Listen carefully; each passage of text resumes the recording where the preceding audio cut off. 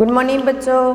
Class BSc second year और BSc BEd third year के लिए ऑर्गेनिक केमिस्ट्री का हमारा टॉपिक चल रहा है ऑर्गेनिक कंपाउंड ऑफ नाइट्रोजन, जिसके पार्ट नंबर 15 की हम बात कर रहे हैं। 14 नंबर पार्ट तक हमने कर लिया था।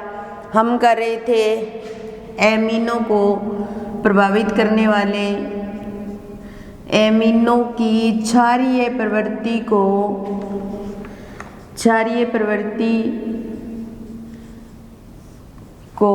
प्रभावित करने वाले संरचनात्मक लक्षण।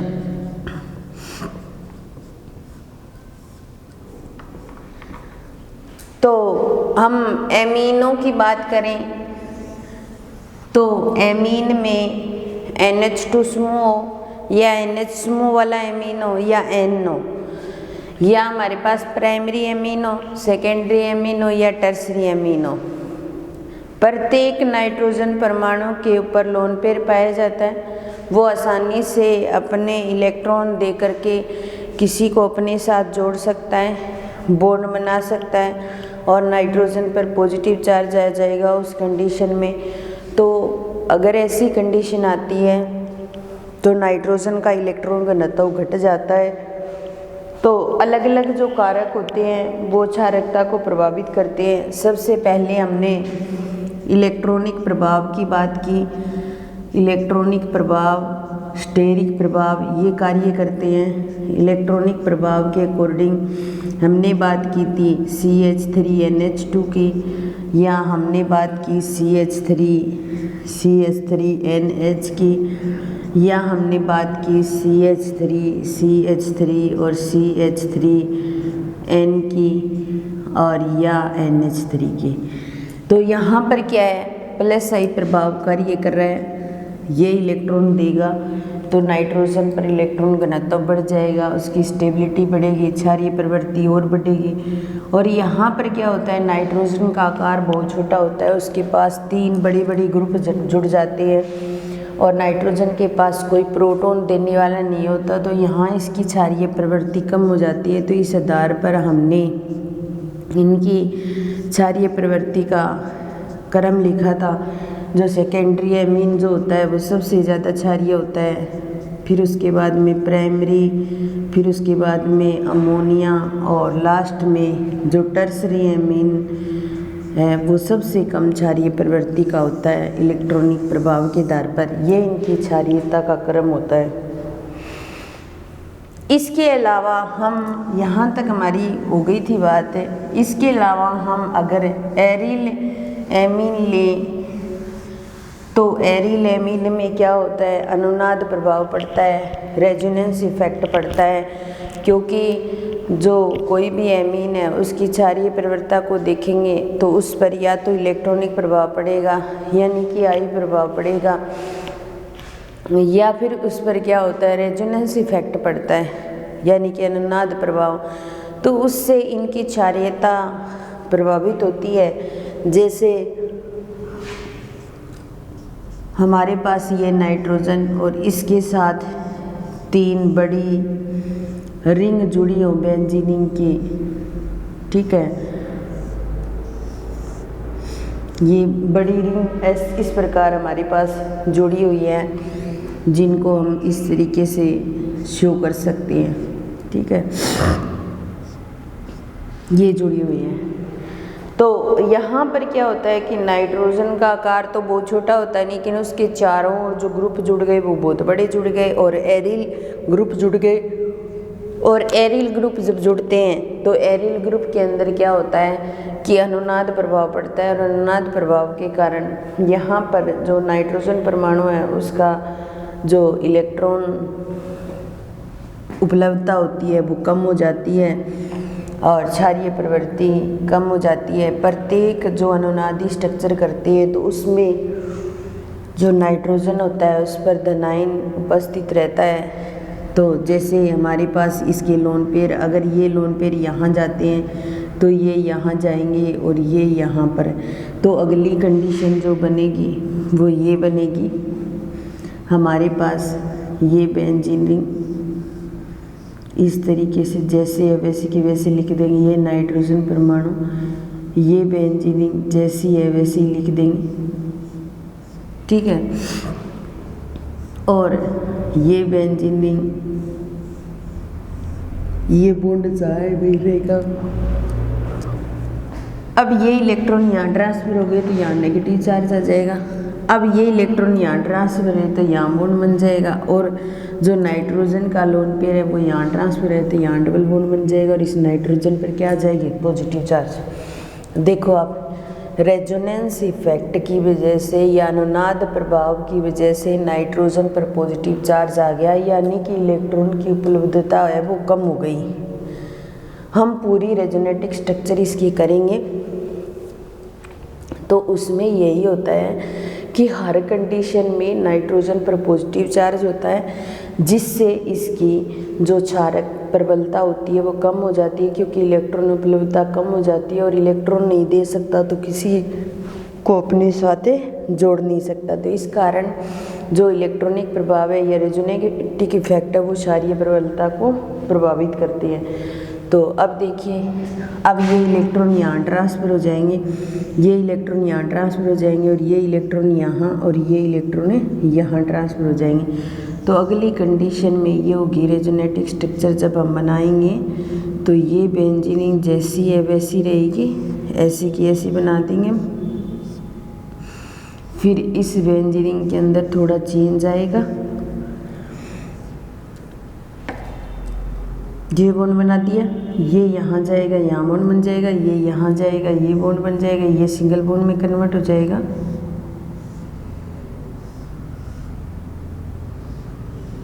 ठीक है, ये इलेक्ट्रॉन यहाँ जाएगा तो यहाँ डबल बॉन्ड, और ये यहाँ जाएगा तो यहाँ नेगेटिव चार्ज, ये और ये बन जाएगा। तो अब भी देखो नाइट्रोजन के 4 बॉन्ड है, अब भी इस पर क्या है, पॉजिटिव चार्ज है, ठीक है।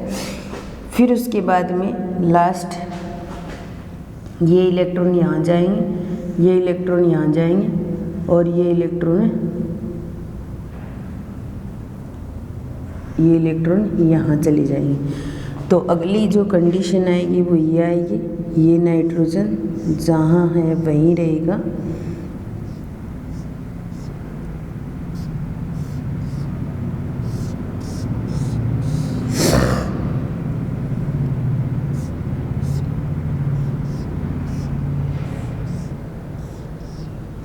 अब देखो ये इलेक्ट्रॉन यहाँ गया, ये बॉन्ड जैसे वैसे बना देंगे, यहाँ बॉन्ड बन जाएगा, ये इलेक्ट्रॉन यहाँ गया, यहाँ डबल बॉन्ड आ गया, और यहाँ क्या आ जाएगा, नेगेटिव चार्ज। तो इस कंडीशन के अंदर भी क्या है, नाइट्रोजन पर पॉजिटिव चार्ज है।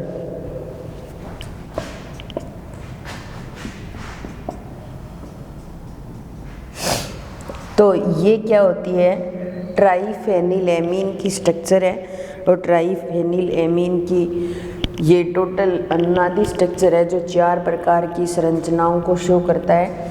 तो अगर नाइट्रोजन परमाणु की क्षारकता की बात करें या एमिनो की क्षारकता की बात करें तो इलेक्ट्रॉनिक प्रभाव और रेजोनेंस इफेक्ट जो होते हैं वो क्षारकता को मुख्य रूप से प्रभावित करते हैं। प्लस आई इफेक्ट की वजह से सेकेंडरी एमीन की जो क्षारकता होती है वो अधिक हो जाती है, फिर प्राइमरी की, फिर एमीन की, टर्सरी एमीन के अंदर नाइट्रोजन परमाणु छोटे आकार का होता है, बड़े ग्रुप जुड़ जाते हैं तो इस वजह से उसकी क्षारकता कम हो जाती है। फिर हम ट्राईफेनिलएमीन की बात की तो इसकी रेजोनेटिक स्ट्रक्चर हमने की, तो इसके अंदर क्या होता है, प्रत्येक जो नाइट्रोजन परमाणु होता है उस पर पॉजिटिव चार्ज होता है, यानी कि उसके ऊपर इलेक्ट्रॉन की उपलब्धता जो होती है वो कम हो जाती है, तो इस कारण से इसकी क्षारीय प्रवृत्ता कम हो जाती है। तो ये था इलेक्ट्रॉनिक इफेक्ट। अब इसके अलावा स्टेरिक इफेक्ट भी पड़ता है।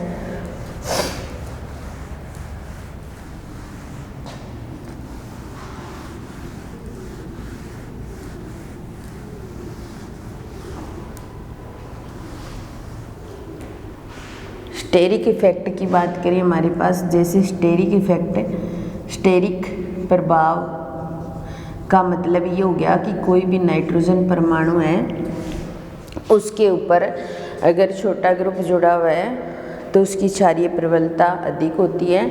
अगर बड़े ग्रुप जुड़ जाते हैं तो स्टेरिक इफेक्ट पड़ता है, तो उस कंडीशन में उसकी क्षारीय प्रबलता कम हो जाती है।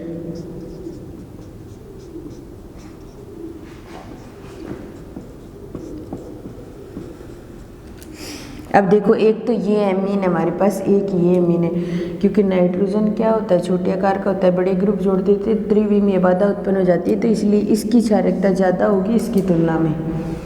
क्यों? क्योंकि इस पे बड़े बड़े 3 ग्रुप जुड़ गए तो त्रिविमीय बाधा उत्पन्न हो जाएगी, और इस कंडीशन में वो किसी को अपना प्रोटॉन दे करके अपने साथ अन्य ग्रुप को नहीं जोड़ सकता।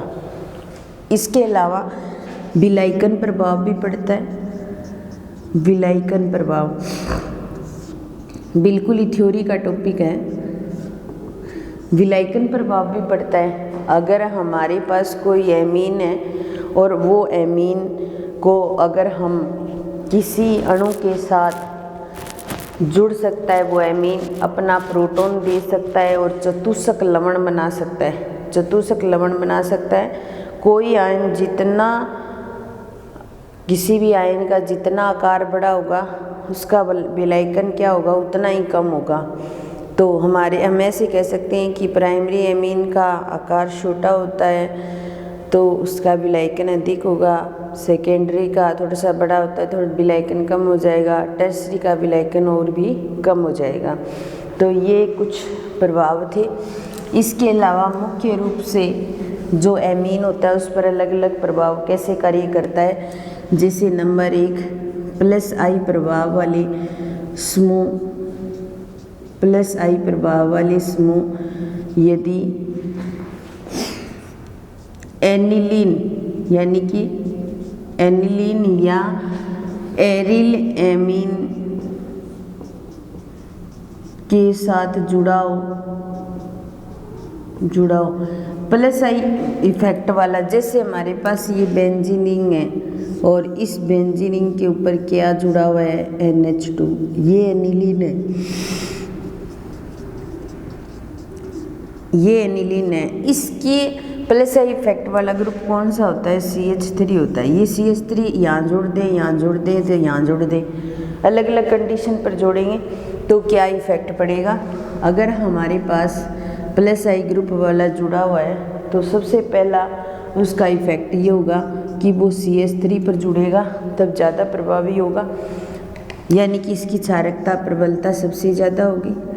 फिर मतलब एनिलीन से भी ज़्यादा होगी, फिर एनिलीन की हो जाएगी, क्योंकि एनिलीन से ज़्यादा हो जाएगी। ये क्या करेगा, इलेक्ट्रॉन देने का काम करेगा, तो इलेक्ट्रॉन की उपलब्धता बढ़ जाएगी। इलेक्ट्रॉन की उपलब्धता बढ़ जाएगी तो उसकी क्षारीय प्रवृत्ति बढ़ जाएगी।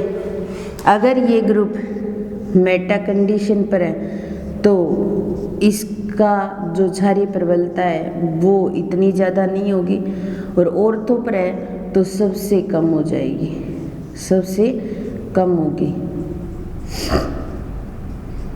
तो अगर हमारे पास +I वाला ग्रुप जुड़ा हुआ है तो उसके आधार पर ये क्रम होता है क्षारकता प्रबलता का। दूसरी कंडीशन में अगर कोई -I वाला ग्रुप जुड़ा हो, वाला समूह -I प्रभाव वाला समूह जुड़ा हो,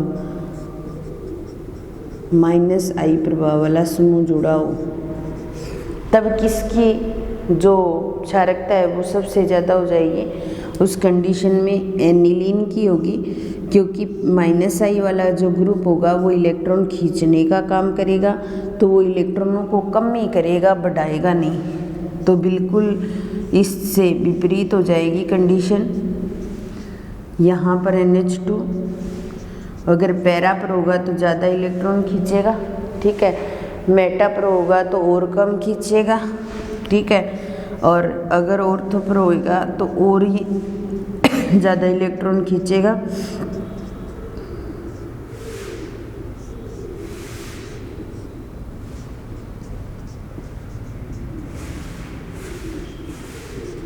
ये क्रम हो जाएगा। अगर -I तो -I ग्रुप वाला है, उसका काम क्या होता है, इलेक्ट्रॉनों को खींचना। तो जितने इलेक्ट्रॉन एनिलीन के अंदर है पहले से उनको खींचेगा, पहले जितने इलेक्ट्रॉन उससे कम ही करेगा, बढ़ाएगा तो नहीं। लेकिन CH3 वाला तो क्या करता है, बढ़ाने का काम करता है। तो इसलिए यहाँ इसकी चालकता ज़्यादा हो जाती है, यहाँ एनिलीन की ज़्यादा रहेगी, फिर धीरे धीरे क्या होती जाएगी, कम होती जाएगी। ऐसी कंडीशन होती है।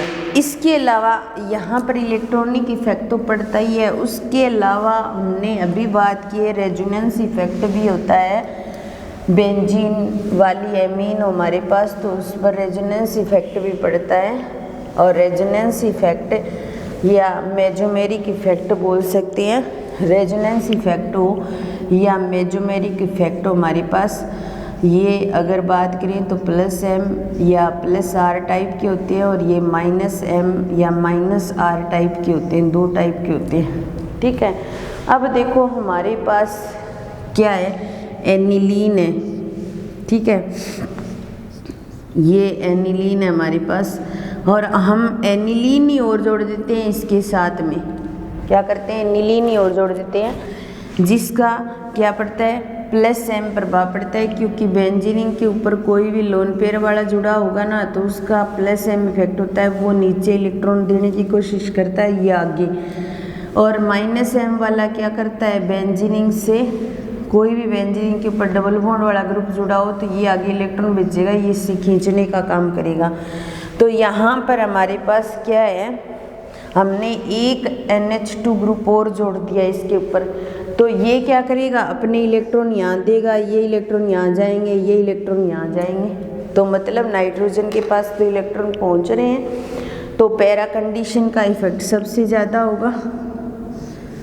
फिर उसके बाद में NH2 यहाँ जुड़ा हुआ है, अगर मान लो यहाँ जुड़ा हो NH2 ग्रुप, तो मेटा का भी इफेक्ट पड़ेगा।